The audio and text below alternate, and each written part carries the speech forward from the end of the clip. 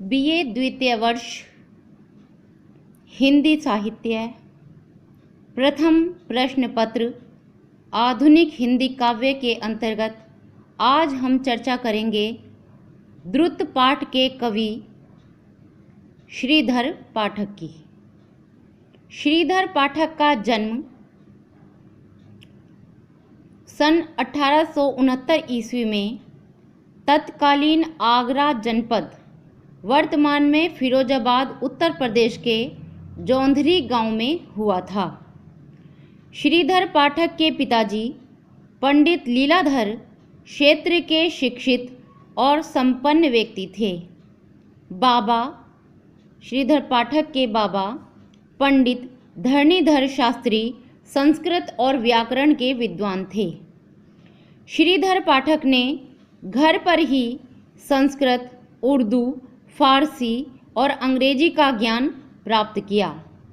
श्रीधर पाठक ने मैट्रिक की परीक्षा प्रथम श्रेणी में उत्तीर्ण की। जन्म व जन्म स्थान, पारिवारिक पृष्ठभूमि, शैक्षणिक पृष्ठभूमि के पश्चात हम श्रीधर पाठक के व्यवसाय के संबंध में चर्चा करेंगे। शिक्षा प्राप्ति के पश्चात श्रीधर पाठक की नियुक्ति कलकत्ता, वर्तमान में कोलकाता में सेशन कमिश्नर के पद पर हुई। तत्पश्चात भारत सरकार के केंद्रीय कार्यालय में डिप्टी सुपरिटेंडेंट के पद पर श्रीधर पाठक की नियुक्ति हुई। सन 1914 ईस्वी में सरकारी सेवा से अवकाश प्राप्त किया। श्रीधर पाठक का निधन 13 सितंबर 1928 ईस्वी को 59 वर्ष की आयु में हुआ। अर्थात श्रीधर पाठक का जीवन काल है सन 1869 ईस्वी में जन्म और 13 सितंबर 1928 ईस्वी को 59 वर्ष की आयु में निधन। किस युग के कवि हैं श्रीधर पाठक? श्रीधर पाठक भारतेंदु युग के कवि के रूप में जाने जाते हैं। जैसा कि आप जानते ही हैं कि आधुनिक हिंदी काव्य का जो विभाजन किया गया है उसमें पहला युग भारतेंदु युग माना जाता है और जिसकी समय सीमा 1873 से 1903 है। और श्रीधर पाठक का जो कृतित्व रहा है, रचना काल रहा है, वह इस समय सीमा, भारतेंदु युग की समय सीमा के अंतर्गत ही आती है। अतः श्रीधर पाठक को भारतेंदु युग का कवि माना जाता है। ये तो था इनका जीवन परिचय। इसके पश्चात हम इनके साहित्यिक परिचय पर चर्चा करते हैं। श्रीधर पाठक ने मुख्य रूप से देश प्रेम, समाज सुधार, प्रकृति के सौंदर्य आदि विषयों पर मुख्यतः काव्य रचनाएं की।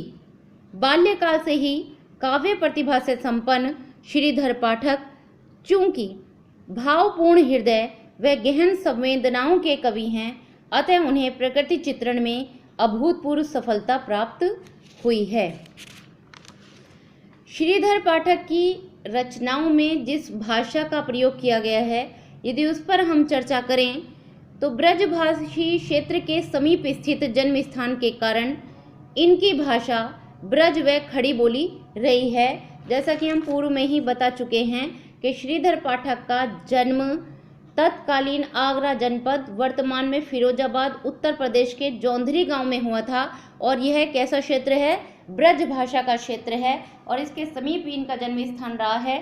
तो इनकी जो भाषा है उस पर ब्रज का प्रभाव है। और खड़ी बोली उस समय साहित्यिक भाषा बनने की ओर अग्रसर थी। भारतेंदु युग का जब हम अध्ययन करते हैं तो पाते हैं कि कुछ कवि ब्रज भाषा में ही काव्य रच रहे थे और भारतेंदु ने खड़ी बोली में रचनाएं करने के लिए सबको प्रेरित किया।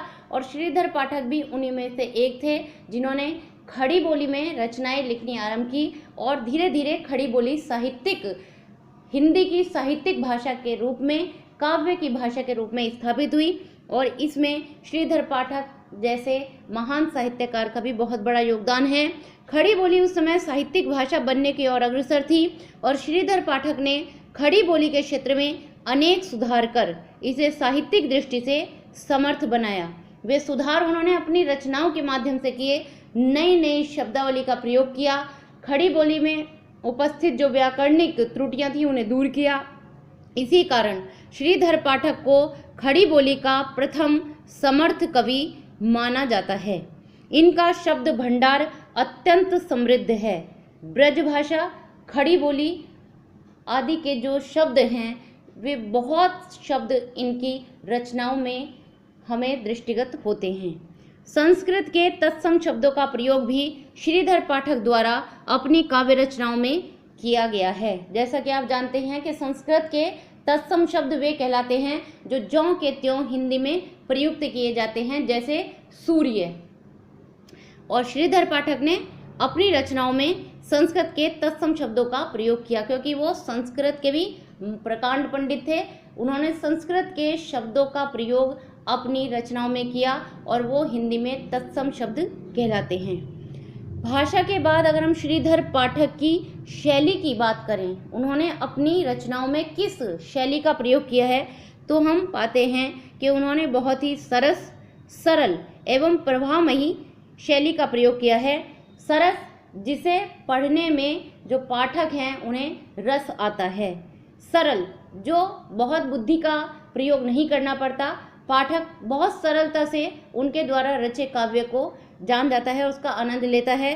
प्रवाहमयी, अर्थात जिस भाव को लेकर वे चलते हैं काव्य में, उसमें बीच में कोई बाधा नहीं आती, एक प्रवाह बना रहता है, निरंतरता बनी रहती है। ये जो उनकी भाषा शैली है। इसके बाद अगर हम चर्चा करें कि उन्होंने कौन कौन सी रचनाएं रची हैं, इसके अंतर्गत हम कृतित्व परिचय के अंतर्गत ये अध्ययन करते हैं कि श्रीधर पाठक ने किन रचनाओं की रचना की है। तिलिस्माती सुंदरी पाठक जी द्वारा रचित बच्चों का प्रथम तिलिस्माती उपन्यास है, जो सन 1916 ईस्वी में प्रकाशित हुआ। इसके अतिरिक्त यदि हम ध्यान दें तो श्रीधर पाठक ने दोनों तरह की रचनाएं रची हैं, मौलिक और अनुदित। मौलिक से तात्पर्य है जो उन्होंने स्वयं खड़ी बोली, ब्रज भाषा आदि में स्वयं रचनाएं रची हैं, और अनुदित से तात्पर्य है जो अन्य किसी भाषा, अंग्रेजी, बांग्ला, संस्कृत से अनुवाद करके उन्होंने रचनाएं रची हैं। पहले हम मौलिक रचनाओं पर दृष्टि डालते हैं। उनकी मौलिक रचनाएं हैं जगत सच्चाई सार, कश्मीर सुषमा, देहरादून, भारत गीत, मनोविनोद, गोखले गुणाष्टक, धन विजय, गुणवंत, गोपिका गीत, हेमंत, वनाष्टक, स्वर्गीय वीणा, तिलिस्माती सुंदरी। ये उनकी मौलिक रचनाएं हैं जो उन्होंने खड़ी बोली ब्रज भाषा में रची हैं। इसके बाद हम श्रीधर पाठक की अनुदित रचनाओं पर यदि दृष्टि डालें तो उसमें हर्मिट जो अंग्रेजी का उपन्यास है उसका अनुवाद किया है और उसका नाम है एकांतवासी योगी। ट्रेवलर का अनुवाद किया है श्रांत पथिक नाम से। डेजेंटेड विलेज का अनुवाद किया है उज्जड़ ग्राम के रूप में। और संस्कृत में महाकवि कालिदास द्वारा रचित ऋतु संहार का अनुवाद किया है ऋतु संहार नाम से ही। इस प्रकार श्रीधर पाठक का जो रचना संसार है वह बहुत समृद्ध है और उन्होंने हिंदी साहित्य को अपनी रचनाओं के द्वारा बहुत समृद्धि प्रदान की है। अब हम परीक्षा में श्रीधर पाठक से संबंधित जो प्रश्न पूछे गए हैं, चूँकि उनसे संबंधित केवल लघु उत्तरीय प्रश्न पूछे जाते हैं द्रुत पाठ में जो कवि सम्मिलित हैं और वो 2-2 अंक के होते हैं। उसमें अगर हम 2020 में जो प्रश्न आया है उस पर ध्यान दें तो उसमें पूछा गया है कि श्रीधर पाठक की काव्य भाषा की 2 विशेषताएं बतलाइए। 2019 में श्रीधर पाठक से संबंधित प्रश्न पूछा गया है, लघु उत्तरीय प्रश्न पूछा गया है, श्रीधर पाठक की 2 काव्य कृतियों के नाम लिखिए। 2018 में श्रीधर पाठक से संबंधित प्रश्न पूछा गया, श्रीधर पाठक की प्रमुख कृतियों के नाम लिखिए। प्रमुख कृतियों में आप मौलिक और अनुदित किसी भी रचना के बारे में लिख सकते हैं। 2017 में पूछा गया, श्रीधर पाठक की रचनाओं का मूल स्वर बताते हुए उनकी 2 कृतियों के नाम लिखिए। 2016 में पूछा गया श्रीधर पाठक की 2 मौलिक कृतियों के नाम लिखिए। जब मौलिक कृतियों का नाम पूछा जाए तो आपको मौलिक ही लिखनी होंगी, उसमें आप अनुदित जो रचनाएं हैं उनको उल्लेख नहीं कर सकते हैं, और अगर अनुदित रचनाएं पूछी जाएं तो उसमें आप उनकी मौलिक रचनाओं का उल्लेख नहीं कर सकते हैं। आशा करती हूँ कि आपके लिए यह वीडियो श्रीधर पाठक के संबंध में, उनकी जीवन परिचय, उनके कृतित्व परिचय, उनकी कृतियों के संबंध में उपयोगी सिद्ध होगा। अगले वीडियो में हम द्रुत पाठ के दूसरे कवि की चर्चा करेंगे।